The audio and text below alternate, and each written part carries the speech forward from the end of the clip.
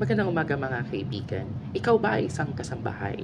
Lagi ka na lang busy, lagi ka na lang trabaho ng trabaho at mas mababa sa 8 oras ang iyong tulog sa araw-araw. Alam mo ba na yan ay hindi maaari sapagkat ayon sa ating Republic Act 10361 or yung Domestic Worker Act or yung tinatawag na batas kasambahay, dapat magkaroon ng 8 oras na pahinga ang isang kasambahay sa bawat araw or sa loob ng 24 oras. Siyempre, kung ang mga nagtatrabaho nga sa pribadong kumpanya at sa mga government offices ay binibigyan lamang ng 8 oras na trabaho at ang 8 oras ay ang para sa pagpapahinga at ang pangatlong oras ay ang para sa kanilang sarili at sa kanilang pamilya. Ganon din sa kasambahay, kahit na ikaw ay nasa loob ng tahanan ng iyong amo, kailangan ka pa rin mabigyan ng 8 oras na pagpapahinga. Yan po ay naaayon sa ating batas, Section 20 ng Republic Act 10361.